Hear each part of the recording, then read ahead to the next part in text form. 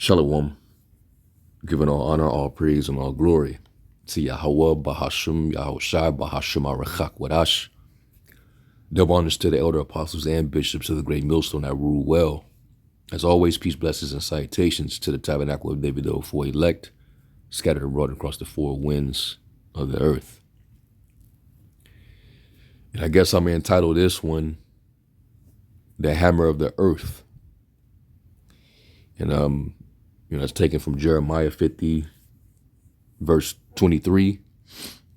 And I just want to get into, why the Lord uses this metaphor. Why does he compares Babylon with a hammer? As we all know, they just carried out the mission to, tackle the Venezuelan regime from Maduro, Nicolas Maduro, which, it was already plotted and planned out. All right. Brothers is even posting now that Nicolas Maduro, he was villainized in a Call of Duty game. All right. He was a leader of a group. All right. And, he was considered a villain even in the game. So they've been, had it out for that particular regime. Okay. America, has its reputation. It's the reason why when you read Revelation, the 13th chapter, it says, who can make war with the beast? And we know that Babylon is the whore that rides the beast. America has its history of a lot of military interventions, a lot of invasions, a lot of toppling of regimes, regime change. So that's how you can actually apply that hammer, that the Lord uses as a metaphor for Babylon to America. Okay. Now, this I'm gonna play this right here. This is Marco Rubio. All right, and listen to him speak, and these devils are proud as ever right now. Because it's unseen when a country can just bypass their own Congress and disregard international law and go to a whole nother country and kidnap its leader. All right, without going through the protocols. Now other countries are alert, like, okay, so I guess you can do this now. The UK, they're basically, they're seeing what's happening. A lot of these countries, they're not what just happened, because that sets a precedent. So any country leader can be in danger now. If you're sitting on the resources that Amalek wants, they will sick the hammer upon you to take it from you. All right. So, yeah. So anyway, let me play this clip real quick. Nicolas Maduro was indicted in 2020 in the United States. He is not the legitimate president of Venezuela. That's not just us saying it. The first Trump administration, the Biden administration, the second Trump administration, none of those three recognized him. He's not recognized by the European Union and multiple countries around the world. He is a fugitive of American justice with a $50 million reward, which I guess we saved $50 million. And we should make sure. Yeah, exactly. But don't let anybody claim it. Nobody deserves it but us. But I want to be clear about one thing. So you see how entitled they are. He's all type of criminals. He's not legitimate. They were claiming that the elections that they had was rigged, for him to continue to be in there. But the real thing is, that dude, he was pro-Palestinian. All right, he was anti-Satan Yahoo, Zionist. He didn't recognize the current state of Israel as a legitimate state. So now they like, well, you're not a legitimate president. So that's one of the reasons why we took you down. Plus that oil that you're sitting on is not your oil. that belonged to us. And that's the entitlement of Esau. And he's such a gangster that, he'll just create some, propaganda and then, justify going in and taking you down and then seizing your land. And now I'm pretty sure they're awaiting a new puppet that they're going to put in place of Maduro. And they're already making threats to the vice president that, basically if you continue to resist, something bad's going to happen. So right now they on some gangster shit, right? That the thief cometh not before to steal and to kill and destroy. All right, they're constantly ready for war.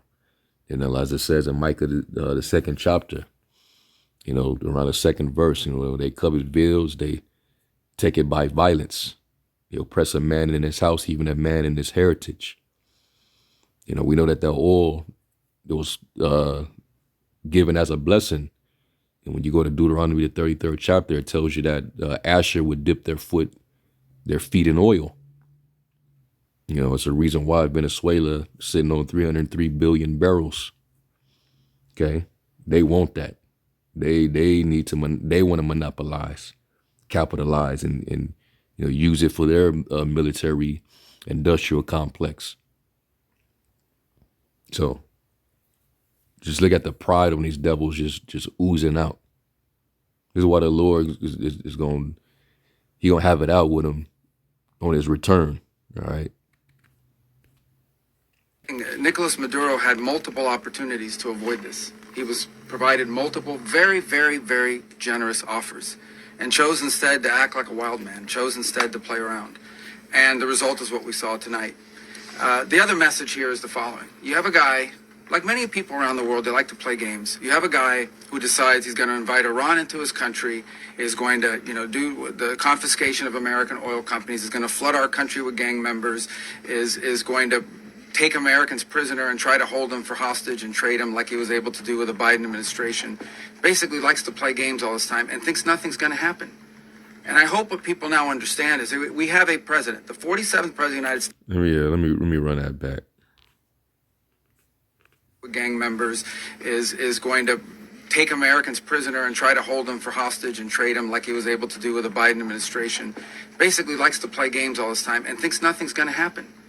And I hope what people now understand is that we have a president. The 47th president of the United States is not a game player.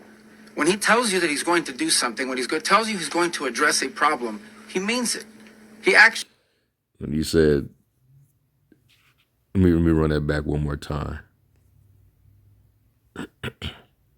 Prisoner and try to hold them for hostage and trade them like he was able to do with the Biden administration.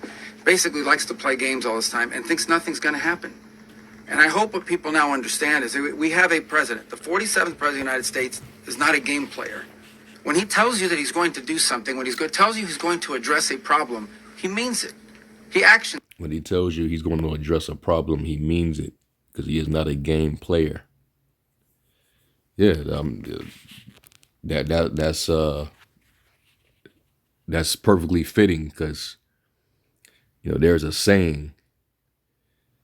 If all I have is a hammer, I see every problem as a nail. I think they call it the Maslow's hammer. Let me see if I can find that.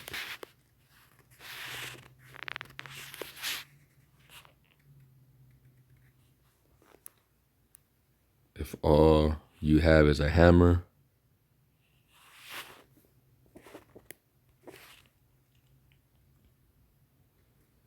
yeah, Maslow.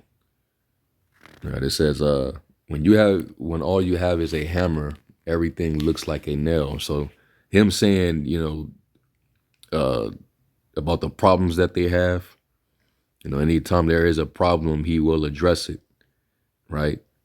And we know how he's going to address it. He's not going to address it in a diplomatic, peaceful manner. He's going to threaten you with military force. And that's what they've been known to do, throughout their time. All right. That's why we've been in so many different conflicts and where, the force had to be used. Whether, you send in, groups, mercenaries, and you're arming them to go and disrupt a regime, or you using, drones to strike a country, you send a warship, whatever the case may be. But that's exactly how they address their problems.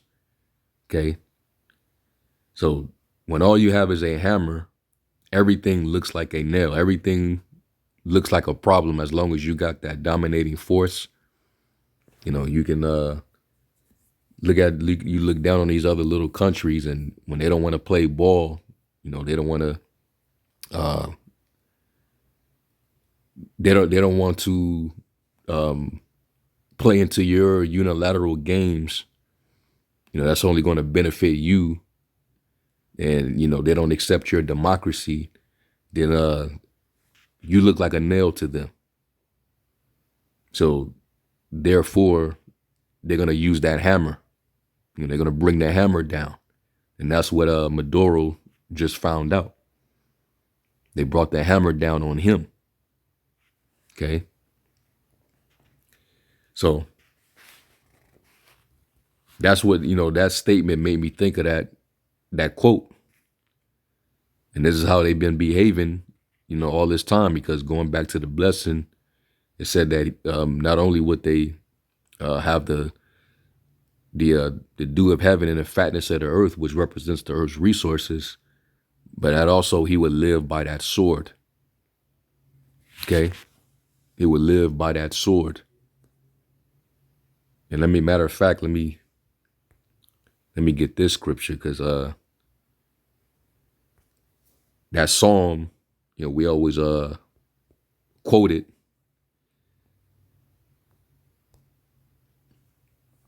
This is a prayer of David, prayer for protection against oppressors. And let me jump down to verse 13. Let me start at 12. And it says, like as a lion that is greedy of his prey, and all these little nations, especially if you sitting on resources, you're the prey. Okay. And they're going down a list. They already got Libya. They already got Iraq. Okay. They went into, these other little countries. And now, they just got Venezuela. And you already know what's next on the list. They want Colombia. Trump told the leader of Colombia he better watch his ass. Mexico, he said Mexico is next. Because they don't have a president. They just got the Mexican cartels over there. Knowing damn well that's a lie. You got a small hat as a president over there. And she was already placed in position just for that purpose. She's going to hand Mexico right over, man. Because this is an operation being carried out on behalf of the interests of the international bankers who all identify as the tiny hat. Okay. You had one of the Rothschilds, Nat Rothschild, who congratulated Trump after he made his move on Venezuela. So all you nations that's sitting on the resources and you don't want to play ball and you're not pro-Zionist, they're coming for you. All right. Your prey, it says, like as a lion that is greedy of his prey, and as it were a young lion lurking in secret places, arise, O Yahweh, disappoint him, cast him down, deliver my soul from the wicked, which is thy sword. Deliver my soul from the wicked, man. That's a prayer. And I remember when you go back in time, when Jacob was getting ready to leave Haran and come back home, he still didn't know if his brother had it out for him or not. So he basically said a prayer, and it made me think of that same quote from King David in his prayer. Genesis 35, and let me do this.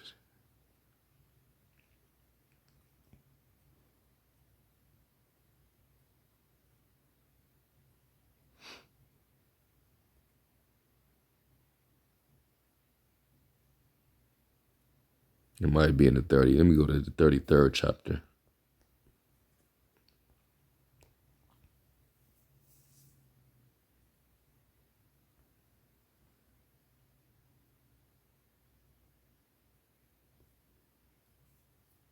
Let me go to 32nd chapter.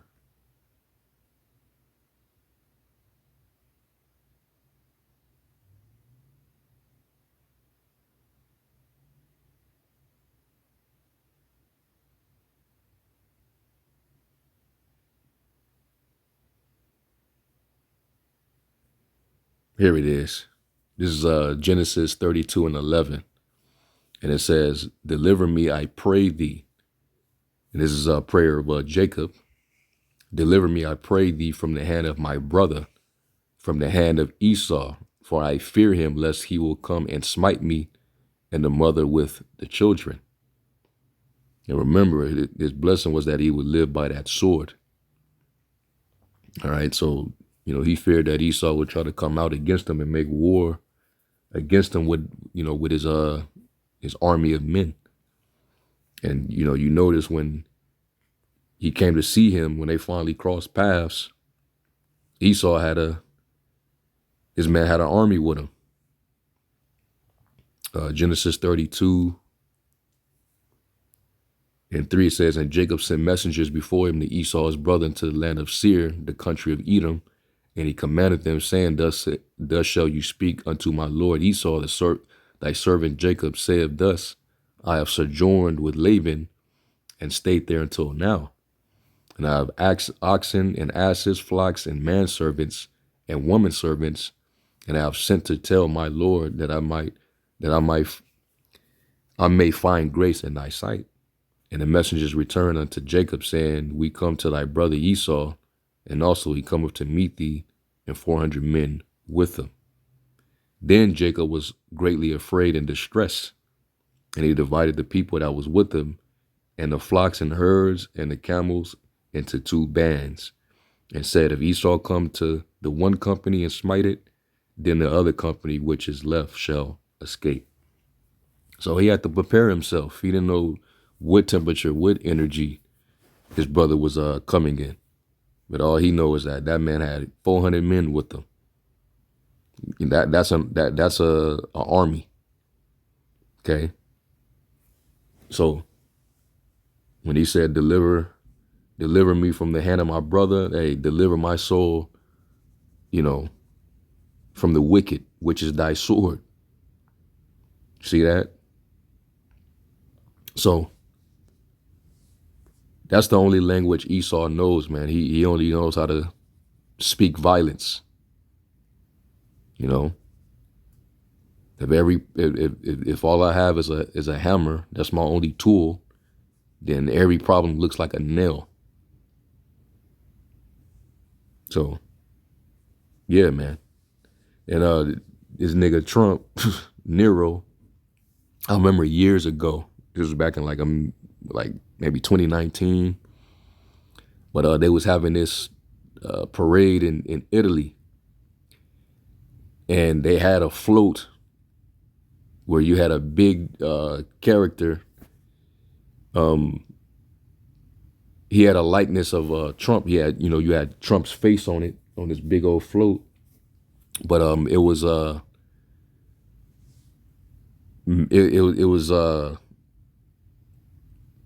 matter of fact, this is what I'm gonna do, so y'all can actually see it.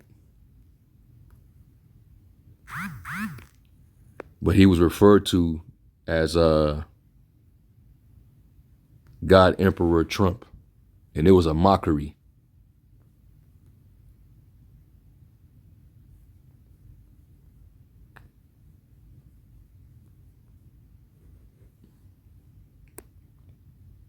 Yep. So this big ass sculpture with Trump's face on it, and it even has the wreath around his head. That was the corona. When Roman emperors were king, they would crown themselves with that wreath. So they had Trump as a emperor, which he is an emperor.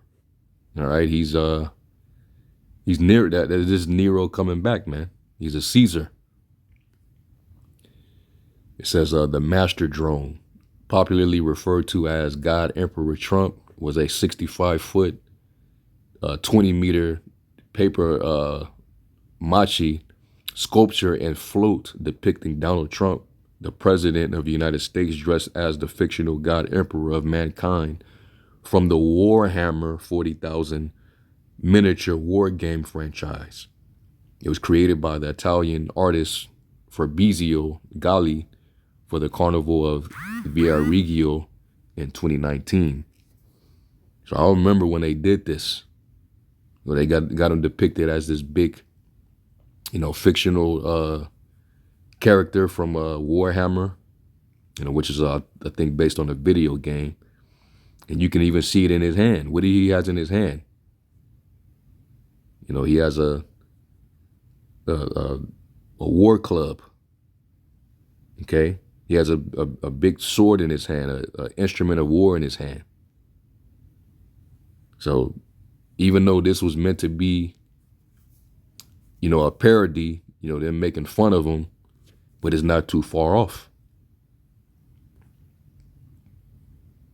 It says the artist of the sculpture, Fabrizio Galli, stated that the sculpture was intended to mock the Trump presidency, and this was during his first run in office, and that Trump shares parallels with the fictional dictator from Warhammer 40,000. And pursuant to Isaiah the 19th chapter, it said that we would have a fierce king, a cruel lord, that would be given to Egypt. All right. And he's showing his cruelty, pointing out Trump's goals of Mars colonization. Yeah, they want everything. They want the world, and then they want the moon and everything else. Because like it says in Habakkuk, the second chapter, around the 6th verse, their heart, there is as death. Their desire is as death, and can never be satisfied. It says, in the creation of the United States Space Force, Galli stated that politics had abandoned intellectualism in favor of fantasy and virtual life. The sword was intended as a symbolic of Trump trying to destroy nations with the economy instead of nuclear missiles.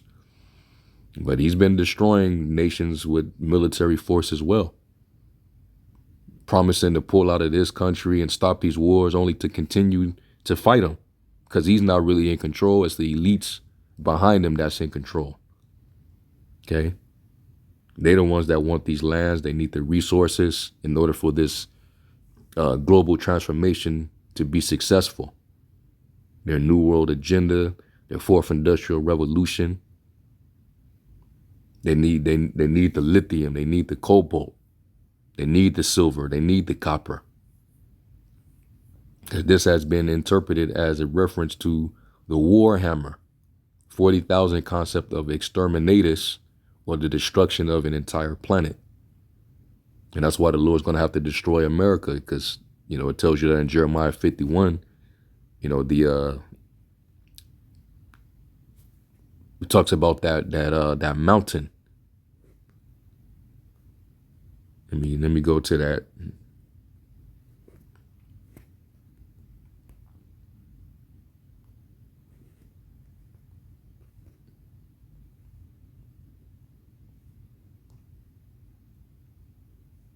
Yeah, Jeremiah 51:25, it says, "Behold, I am against thee, O destroying mountain." And a mountain is just a metaphor for a government. And America has definitely been a destroying mountain when you know its history. Okay? Saith the Lord, which destroys all the earth. And when you go to Isaiah the 14th chapter, it says, this is the man who shook countries and turned cities into wilderness. Let me do this.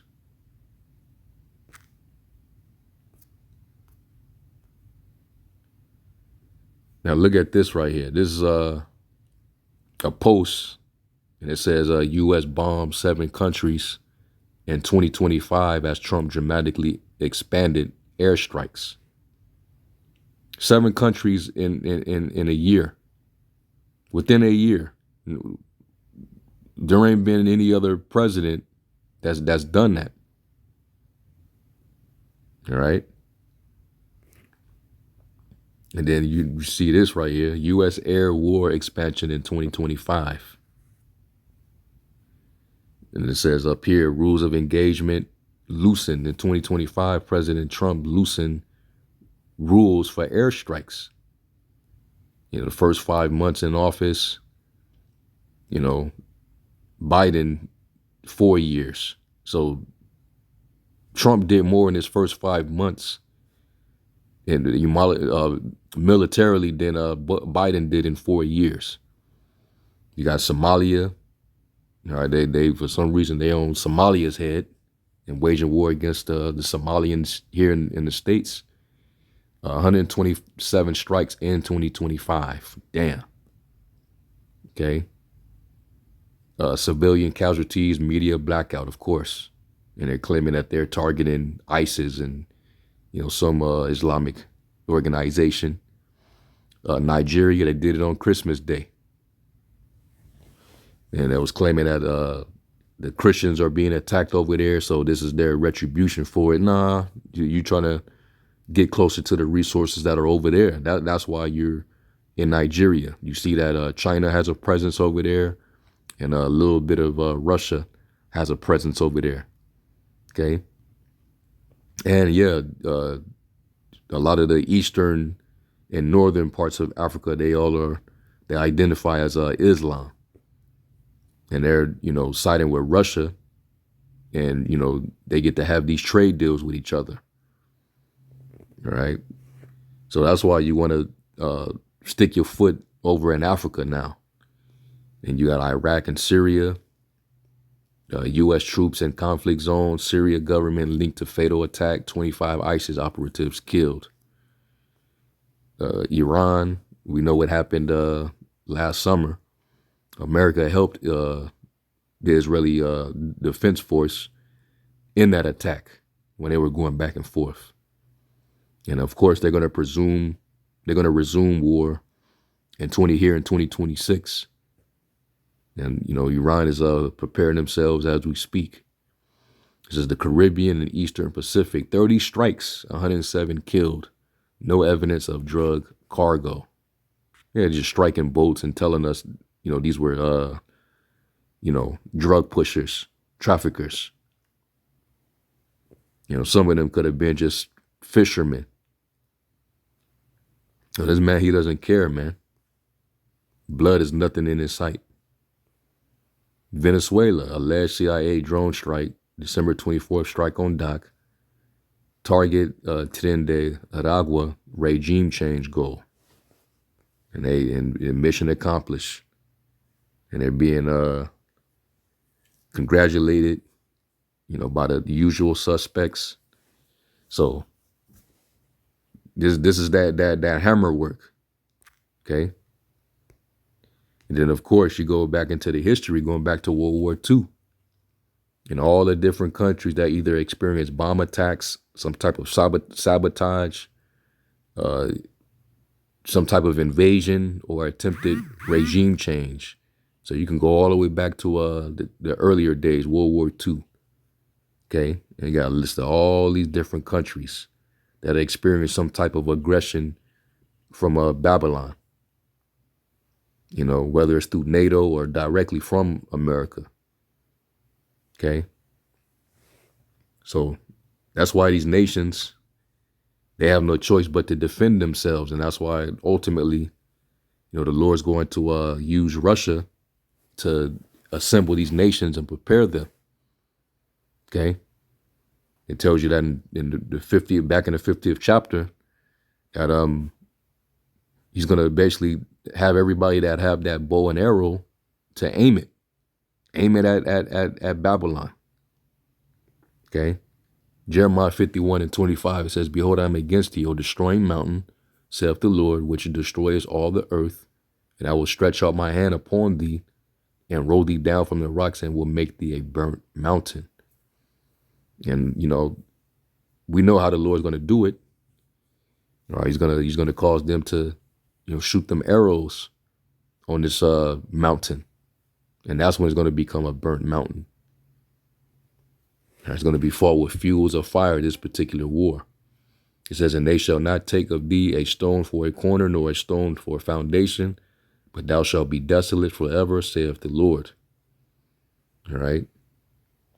And they all are going to, band together. Okay. Arad, Mini, Ashkenaz, basically Turkey, the house of Gomer and Turgamah. They're a NATO ally, but they are closer to Russia. Plus, they're not allies with Amalek, the small hat. So let's go to back to Jeremiah 50. And I'll read this verse. It says, how is the hammer of the whole earth cut asunder and broken? How has Babylon become a desolation among the nations? I have laid a snare for thee, and thou also taken. O Babylon, and thou was not aware, thou art found and also caught, because thou hast striven against the Lord. The Lord's going to have Babylon ambushed. They're not going to basically see it coming, because that's ultimately what they're going to have to do. All these nations having to play possum and, lay low and, allow this great whore to, get away with whatever it is she want to get away with, let her have her way. But then at some point, they're just going to have to strategize. And the Lord's going to put the spirit on their leaders to do so. They're going to, starting with the Russian leader, going to think that evil thought. That's in Ezekiel, the 38th chapter. And then you got the beast that shall hate the whore. So the Lord's already setting everything in motion. It just got to play out, in the physical. It says the Lord have opened his armory and have brought forth the weapons of his indignation, for this is the work of the Lord God of hosts in the land of the Chaldeans. All right. As a matter of fact, let me jump up.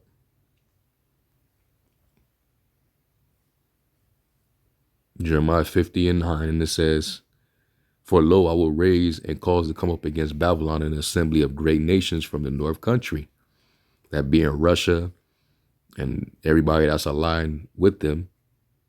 Turkey is allied with Russia. They got to be a guardian to Russia. It's like your Persia, which is Iran. They got China with them. They, all these different countries. And they shall set themselves in array against her. From thence she shall be taken. Their arrows shall be as of a mighty expert man. None shall return in vain. So ultimately, it's going to be the Lord that's going to direct this. Because they got to basically break that hammer in pieces. They got to get rid of that hammer. It's been, shaking up kingdoms and breaking kingdoms into pieces for too long. They've been dominant too long. This man wants everything for himself. So let me do this now. And this is from the chat. I asked it, why is Babylon known as the hammer of the earth in Jeremiah 50:23? It says in Jeremiah 50:23, Babylon is called the hammer of the whole earth as a metaphor for its military power and destructive dominance. And you can easily apply this to Babylon the Great, America. Okay. And the phrase is used ironically because the Most High is announcing Babylon's downfall. Here's how it works. It says the metaphor itself, a hammer in the ancient world, was a tool of force, crushing and shaping. Calling Babylon a hammer means it had been the instrument that smashed nations. Let's go to Isaiah 14.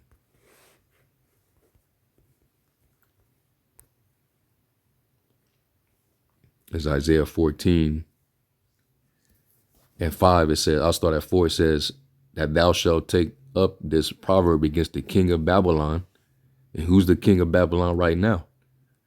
Nero 47. All right, Trump, emperor.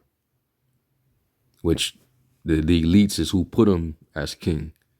It says, and say, how have the oppressors ceased, the golden city ceased, especially when that hammer get broken. The Lord have broken the staff of the wicked and the scepter of the rulers. He who smote the people in wrath with a continual stroke, he that ruled the nations in anger is persecuted and none hindereth. All right, just straight dominated all these nations. Let me jump down.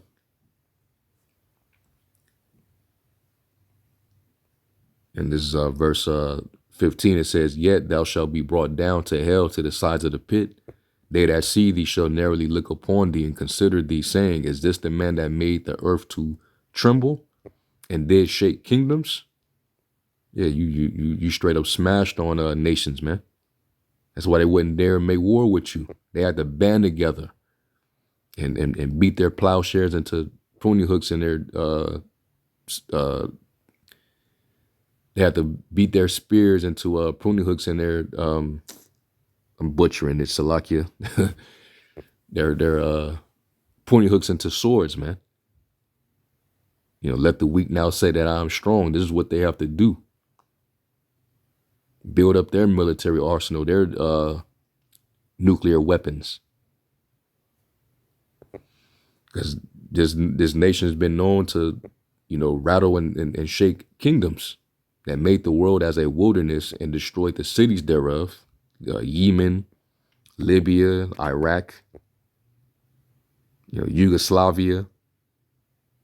It's just that opened not the house of his prisoners, you know, and got the biggest prison population in the entire world. So when the Lord basically do away with this kingdom, when he destroys it, you know, when it look down upon the people that were in power, that were responsible, because they're going to be preserved. The elites, they're going to be preserved, and we're going to look down upon them. All nations are going to look down upon them. So going back, it says, calling Babylon a hammer means it has been the instrument that smashed nations, broke armies, and reshaped the political world through conquest. And Babylon defeated Assyria, destroyed Jerusalem, subjugated much of the Near East. Yep. You know, they defeated Egypt back in that time. From a human perspective, Babylon looked unstoppable. Do not America look unstoppable? That's one of the main things that they brag about. You can't make war with them. We are the most powerful military in the world. Right? It says God's instrument, but not autonomous. Earlier prophets, including Jeremiah, described Babylon as an instrument the Most High used to judge nations, including Judah. But Babylon mistook its power as its own, becoming violent, arrogant, and cruel. Because the Lord rules in the kingdom of men. All right. He told the king of Assyria, you know, you think it's because of your own might that you are able to do these things? Isaiah 10. Yeah, Isaiah 10 and 14, it says, and my hand have found as a nest of the riches of the people, and as one gather eggs that are left, have I gathered all the earth, and there was none that moved the wing, or opened the mouth, or peeped it.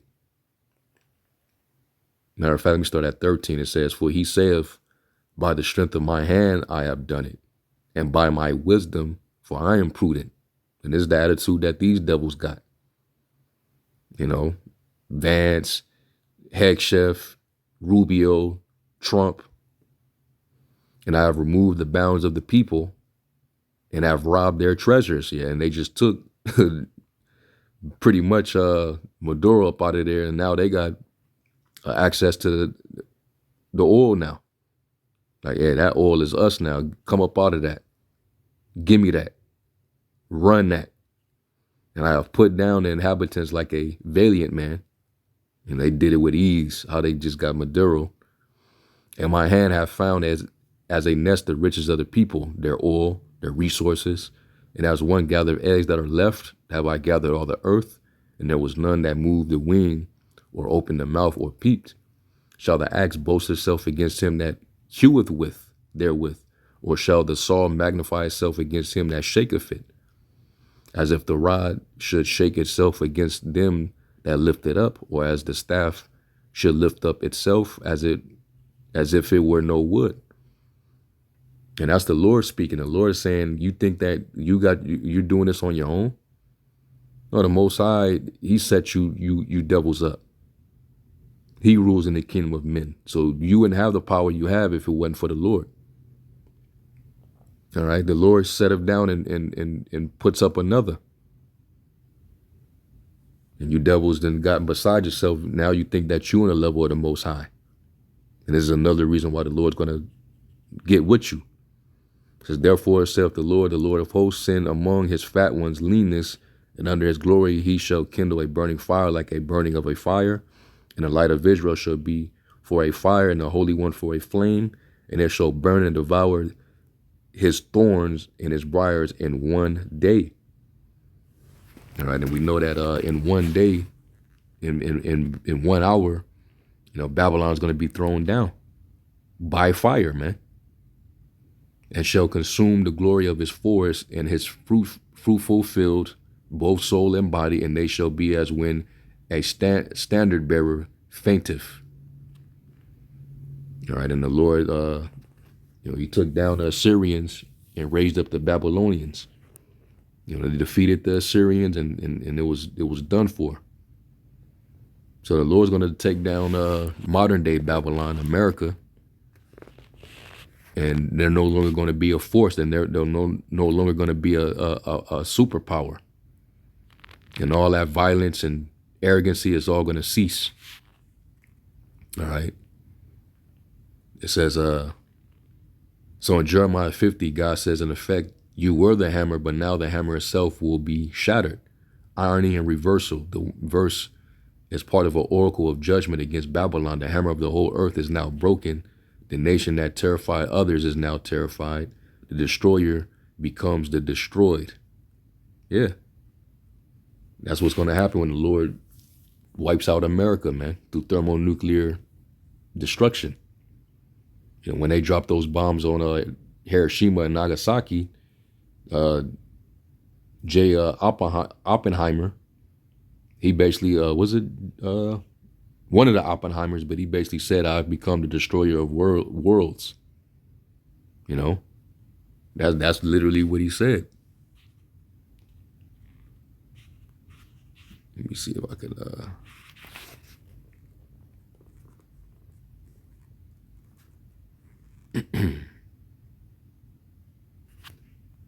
it was this guy.